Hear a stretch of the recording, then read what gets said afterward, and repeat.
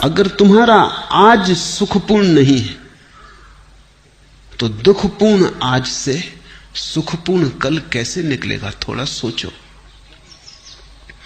आज कहीं आकाश से थोड़ी आया है, तुम्हारे भीतर से आया है। तुम्हारा आज अलग है, मेरा आज अलग है। कैलेंडर के धोखे में मत पड़ना। कैलेंडर पर तो तुम्हारा भी आज वही नाम रखता है, मेरा आज भी वही नाम रखता है, लेकिन यहां तुम जितने लोग बैठे हो इतने ही आज हैं। पूरी पृथ्वी पर जितने लोग हैं इतने आज हैं। और अगर तुम पशु पक्षियों और पौधों को भी गिनो तो उतनी ही संख्या है। कैलेंडर बिल्कुल झूठ है। उससे ऐसा लगता है एक ही दिन है सबका। रविवार तो सभी का रविवार जरूरी नहीं है। किसी की जिंदगी में सूरज उगा हो तो रविवार, और किसी की जिंदगी में अंधेरा हो तो कैसा रविवार।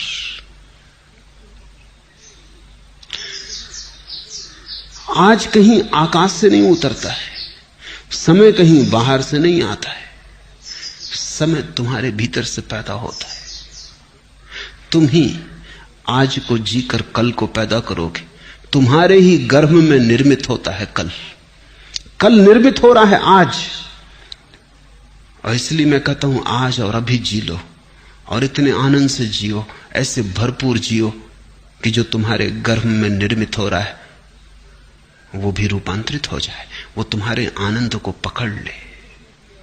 अगर आज तुम दुख में जी रहे हो, कल की आशा कर रहे हो सुख की, आशा से पैदा नहीं होगा कल। कल तो तुमसे पैदा होगा। तुम जैसे जी रहे हो उससे पैदा होगा, तुम्हारे अस्तित्व से पैदा होगा, तुम्हारे सपनों से नहीं। समझो, एक मां बीमार है और उसके गर्भ में एक बेटा है और रुग्ण है और शरीर जराजीर्ण है। बेटा तो इस जराजीर्ण रुग्ण शरीर से पैदा होगा। मां चाहे सपने कितनी देखती हो कि बेटा बड़ा स्वस्थ होगा, महावीर जैसा स्वस्थ होगा, इससे कुछ हल नहीं होने वाला। इस सपने से बेटा पैदा नहीं होने वाला। बेटा तो सच्चाई से पैदा होगा। तुम्हारा कल तुम्हारे सपने से पैदा नहीं होगा, तुम्हारे आज की असलियत से पैदा होगा, हकीकत से पैदा होगा। तुम आज क्या हो? अगर तुम नाच रहे हो तो तुमने आने वाले कल के लिए नाच दे दिया। अगर तुम प्रमुदित हो, प्रफुल्लित हो, तो कल का फूल खिलने ही लगा, क्योंकि जिस फूल को कल खिलना है उसकी कली आज ही तैयार हो रही है। प्रतिपल तुम अगला पल पैदा कर रहे हो। प्रति क्षण अगला क्षण तुम्हारे भीतर निर्मित हो रहा है, तैयार हो रहा है। तुम सृष्टा हो। तुम अपने समय को खुद पैदा करते हो। इसलिए मैं तो कहता हूं आज जियो, लेकिन तुम्हें लगता है वर्तमान जीने जैसा नहीं लगता। अगर वर्तमान जीने जैसा नहीं लगता तो कल भी तो वर्तमान होकर ही आएगा, फिर वो भी जीने जैसा नहीं लगेगा। परसों भी वर्तमान होकर ही आएगा, वो भी जीने जैसा नहीं लगेगा। तो इसी को तो मैं आत्मघात करना कहता हूं। तो आत्महत्या कर रहे हो, जी नहीं रहे हो। जीने का कोई और उपाय नहीं है, आज ही है और आज ही जीना है। जीने जैसा लगे या न लगे इससे कोई फर्क नहीं पड़ता। जीने का और कोई ढंग है ही नहीं। जीना तो यही होगा। कल के भुलावे में मत पड़ो। कल के भुलावों ने बहुतों को डुबाया है। आज जियो। ये क्षण खाली न चला जाए। ये क्षण अवसर है, इसे तुम ऐसा ही मत गंवा देना। कुछ बना लो इसका,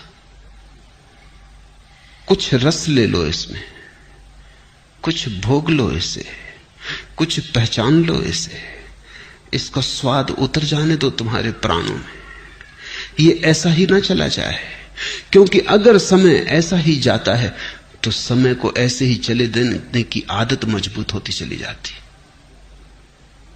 फिर धीरे धीरे समय को गंवाना तुम्हारी प्रकृति हो जाती। भोगो इसे, चूसो इस क्षण को, निचोड़ लो इसको पूरा। इसका रस जरा भी छूट ना जाए। यही परमात्मा के प्रति धन्यवाद है, क्योंकि उसने तुम्हें अवसर दिया, जीवन दिया, और तुमने ऐसे ही गंवा दिया। परमात्मा तुमसे यह न पूछेगा। यहूदियों की किताब है तालमुद, बड़ी अनूठी किताब है, दुनिया में कोई धर्मशास्त्र वैसा नहीं। तालमुद कहती है कि परमात्मा तुमसे ये न पूछेगा कि तुमने कौन कौन सी गलतियां की, गलतियों का वो हिसाब रखता ही नहीं, बड़ा दिल है। परमात्मा तुमसे पूछेगा तुम्हें इतने सुख के अवसर दिए, तुमने भोगे क्यों नहीं? गलतियों की कौन फिक्र रखता है? भूल चूक का कौन हिसाब रखता है? वो तुमसे पूछेगा इतने अवसर दिए सुख के, तुमने भोगे क्यों नहीं? तालमुद कहती है एक ही पाप है जीवन में, और वो है जीवन के अवसरों को बिना भोगे गुजर जाने देना। जब तुम आनंदित हो सकते थे आनंदित ना हुए, जब गीत गा सकते थे गीत ना गाया, सदा कल पर टालते रहे, स्थगित करते रहे। स्थगित करने वाला आदमी जिएगा कब, कैसे जिएगा? स्थगित करना ही तुम्हारे जीवन की शैली हो जाती। बच्चे थे तब जवानी पे छोड़ा, जवान हो तब बुढ़ापे पे छोड़ोगे, और बुढ़ापे में लोग हैं वो अगले जन्म पे छोड़ रहे हैं, वो कह रहे हैं परलोक में देखेंगे। यही लोक है एकमात्र, और यही क्षण है सत्य का, यही क्षण है, बाकी सब झूठ है, मन का जाल है। लेकिन अगर तुम्हें अच्छा लगता है, तुम्हारी मर्जी। तुम्हें अच्छा लगता हो तो मैं कौन हूं बाधा देने वाला? तुम सपने देखो, कभी ना कभी तुम जागोगे, तब रोओगे, पछताओगे। तब तुम पछताओगे कि इतना समय यूं ही गंवाया। और ध्यान रखना, जीवन में जितना दुख भर लोगे, जितने आंसू घने कर लोगे, जितना पछतावा हो जाएगा, उतना ही कठिन हो जाता है रोकना फिर दुख को, आंसुओं को। कभी तुमने ख्याल किया, हंसी तो एकदम रुक जाती, रोना एकदम नहीं रुकता। तुम हंस रहे हो एकदम रुक सकते हो, रोना एकदम नहीं रुकता। थमते थमते थमेंगे आंसू। रोना है कुछ, हंसी नहीं। दुख ऐसा सरोबोर कर लेता है, दुख ऐसी गहराइयों तक प्रविष्ट हो जाता है, तुम्हारी जड़ों तक समाविष्ट हो जाता है कि फिर तुम उसे रोकना भी चाहो तो कैसे रोको। थमते थमते थमेंगे आंसू। रोना है कुछ, हंसी नहीं है। ये कोई मजाक नहीं है कि रो लिए और रोक लिए। ये कोई हंसी नहीं है कि हंस लिए और रोक लिए। हंसी तो तुम्हारी ऊपर ऊपर होती, रुक जाती। रोना बहुत गहरे चला जाता है। रोना तुम्हारे जीवन में सब तरफ भर जाता है। और रोज रोज अगर तुम रोने को इस तरह संभालते गए और जीने को कल पे टालते गए, तुमने कहा हंसेंगे कल, रोएंगे आज, और तुम जो दलील दे रहे हो वो दलील ये है कि अपना वर्तमान तो सुखद मालूम नहीं पड़ता, इसलिए सुखद सपने देखेंगे। सुखद वर्तमान क्यों नहीं है ये पूछो। इसलिए नहीं है कि कल भी तुमने सपने देखे थे आज के, और कल का दिन गंवा दिया जिसमें आज सुखद हो सकता था, जिसमें आज की आधारशिला रखी जा सकती थी। कल तुमने गंवा दिया इसलिए आज दुखद है, और तुम यही दलील दे रहे हो कि हम आज को भी गंवाएंगे क्योंकि कल का सपना अच्छा मालूम पड़ता। तुम्हारी मर्जी, गणित साफ है। फिर मुझसे मत कहना कि हमें किसी ने चेताया नहीं।